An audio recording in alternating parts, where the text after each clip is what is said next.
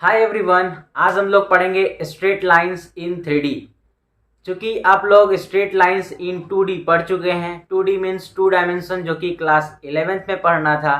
आज हम लोग स्टार्ट करेंगे क्लास 12th के लिए स्ट्रेट इन 3D। तो चलिए स्टार्ट करते हैं। तो पहला नंबर फॉर्मूला या रूल नंबर वन कि अगर मेरे पास कोई स्ट्रेट लाइन है और वो स्ट्रेट लाइन किसी गिवन पॉइंट से पास कर रहा हो, और वो गिवन पॉइंट हम सपोज करते हैं कि वो हमारा गिवन पॉइंट है पॉइंट पी, और उस पॉइंट का पोजीशन वेक्टर हमारे पास है ए वेक्टर। और एक चीज और दिया गया है कि इस लाइन के, ये ब्लू वाला जो देख रहे हैं, ये जो ब्लू है एक्चुअली हमारा स्ट्रेट लाइन है जिसका इक्वेशन हमें निकालना है। और एक हमारा इस लाइन के पैरेलल हमारे पास एक वेक्टर बी वेक्टर है। तो हमारे पास इस स्ट्रेट लाइन का इक्वेशन निकालने के लिए हमारे पास दो इंफॉर्मेशन दिया हुआ है। पहला इंफॉर्मेशन कि हमारे पास ये स्ट्रेट लाइन ये पॉइंट पी से पास कर रहा है जिसका पोजीशन वेक्टर ए वेक्टर है, और इसी स्ट्रेट लाइन के पैरेलल हमारे पास एक और वेक्टर है जिसको हम लोग कह रहे हैं बी वेक्टर। तो पूछा जाए कि इस स्ट्रेट लाइन का इक्वेशन क्या होगा, तो सिंपली हम कहेंगे equation of a straight line is are vector is equal to A vector plus lambda times B vector. तो so this is the equation of this straight line in vector form. तो ये हमारे पास straight line का equation है in vector form. अगर हमसे पूछा जाए कि ये स्ट्रेट लाइन एक्चुअली कैसे आया, कहां से आया, तो बस हम लोग ये अभी जस्ट प्रूव करते हैं। तो सबसे पहले ये बात आपको समझ में आना चाहिए कि हमें इस स्ट्रेट लाइन का इक्वेशन निकाल रहे हैं, और ये स्ट्रेट लाइन एक किसी खास पॉइंट से पास कर रहा है जिसका पोजीशन वेक्टर ए वेक्टर दिया हुआ है, और इसी स्ट्रेट लाइन के पैरेलल हमारे पास एक वेक्टर बी है। तो हमसे पूछा जाएगा कि इस स्ट्रेट लाइन का इक्वेशन क्या होगा। तो simply I will say R vector is equal to A vector plus lambda times B vector.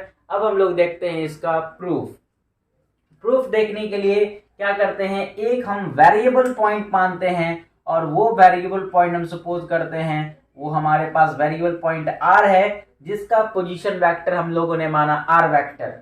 तो सबसे पहले किसी भी स्ट्रेट लाइन का इक्वेशन लिखने के लिए हमें उस पॉइंट पर या उस स्ट्रेट लाइन पर हमें एक मूविंग पॉइंट लेना पड़ता है, और वो मूविंग पॉइंट जो होगा उस पर मूव करेगा।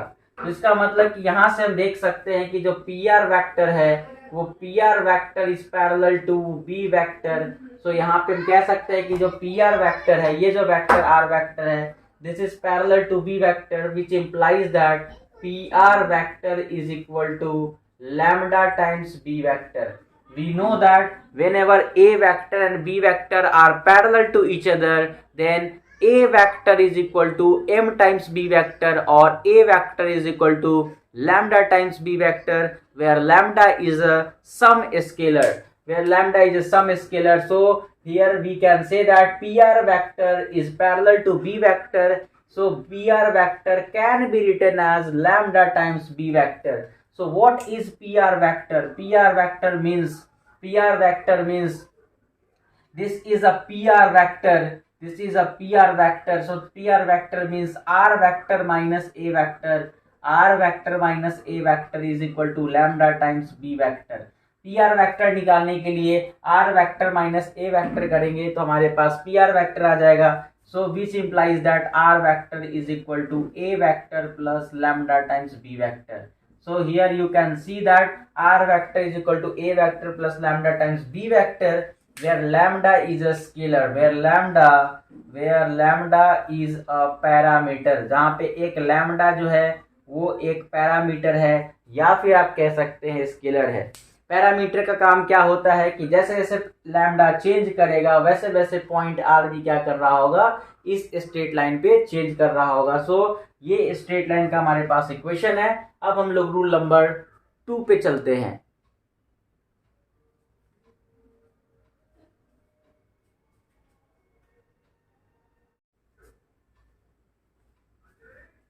अब हम लोग इसी रूल नंबर 1 को जो अभी हम लोगों ने वेक्टर फॉर्म में देखा था, अब इसको हम लोग देखेंगे कार्टेशियन फॉर्म में। तो हम लोग का इक्वेशन था कि एक स्ट्रेट लाइन दिया हुआ था, एक गिवन पॉइंट था जहां से वो स्ट्रेट लाइन पास कर रहा था, जिसका पोजीशन वेक्टर ए वेक्टर था, और ये हमारे पास बी वेक्टर था जिसके पैरेलल था। तो हमारे पास इक्वेशन था R vector is equal to A vector plus lambda times B vector. Now in Cartesian form ऐसा करते हैं, ये पॉइंट ए, ये पॉइंट पी दिया हुआ है, जिस पॉइंट का पोजीशन वेक्टर हमारे पास ए वेक्टर है, तो इस पॉइंट को हम कहते हैं x1, y1, z1।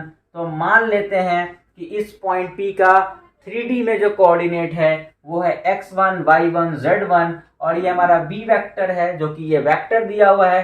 सपोज करते हैं इसका वैल्यू दिया है li cap plus mj cap plus nk cap. तो अब इस ये जो फॉर्मूला है, इस फॉर्मूला में इसको पुट कीजिए, और पुट करने के बाद हमारे पास शानदार रिजल्ट आ जाएगा। आर वेक्टर को हम लिखते हैं, आर वेक्टर एक वेरिएबल पॉइंट है, तो इसलिए हम आर वेक्टर की जगह पे लिखते हैं वेरिएबल पॉइंट है, तो सपोज करते हैं ये आर है, और इस आर का हम कोऑर्डिनेट लिख सकते हैं एक्स वाई जेड। तो इस आर वेक्टर का वैल्यू लिख सकते हैं हम x i cap plus y j cap plus z k cap. ये हमारे पास r vector is equal to A vector is x1 i cap plus y1 j cap plus z1 k cap plus lambda times b vector, because r vector equal to a vector plus lambda times b vector is li cap plus mj cap plus nk cap, which is equal to या which implies that यहाँ पे i cap का component है, यहाँ पे i cap का component है, यहाँ पर भी i cap का कंपोनेंट है। तो हम ऐसा करते हैं i cap के कंपोनेंट को एक साथ लिखते हैं, तो x i cap plus y j cap plus z k cap is equal to x1 plus lambda times l times i cap को कॉमन लिए, plus exactly y1 plus m times lambda j cap plus exactly z1 plus n times lambda k cap. अब यहाँ से आई cap का component ये है, जे cap का component ये है, तो हम इन दोनों को इक्वल करेंगे, तो x is equal to x1 plus lambda times l। ऐसे ही y को इक्वल करेंगे तो y is equal to y1 plus m times lambda. ऐसे ही z is equal to z1 plus n times lambda. तो यहाँ से हमारे पास आ जाएगा x minus x1 by L is equal to lambda. यहाँ पे आ जाएगा y minus y1 by m is equal to lambda. यहाँ आ जाएगा z minus z1 by n is equal to lambda. तो यहाँ भी लैम्डा, यहाँ भी लैम्डा, यहाँ भी लैम्डा। तो इसका मतलब मैं ये कह सकता हूँ कि यहाँ से कि x minus x1 by L is equal to y minus y1 by m is equal to z minus z1 by n. So this is the equation of a straight line when the straight line is passing through the point x1 y1 z1 and the given vector which is parallel to the required line li cap plus mj cap plus nk cap. Then my equation is x minus x1 by l is equal to y minus y1 by n is equal to z minus z1 by n. तो आपको ये वाला जो formula है, ये formula याद कर लेना है। अब हम इस पे एक छोटा सा क्वेश्चन बनाएंगे, आगे बढ़ते हैं।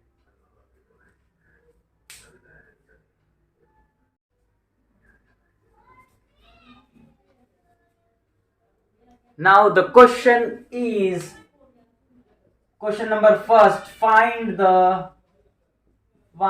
the equation of a straight line. Find the equation of a straight line passing through the point P, whose coordinate is 2, 3, 4 and parallel to the vector parallel to the given vector, parallel to the given vector 3i cap plus 4j cap minus 5k cap. Solution, हमें एक ऐसे straight line का equation निकालना है जो point 2, 3, 4 से pass कर रहा है और इस वेक्टर के पैरेलल है।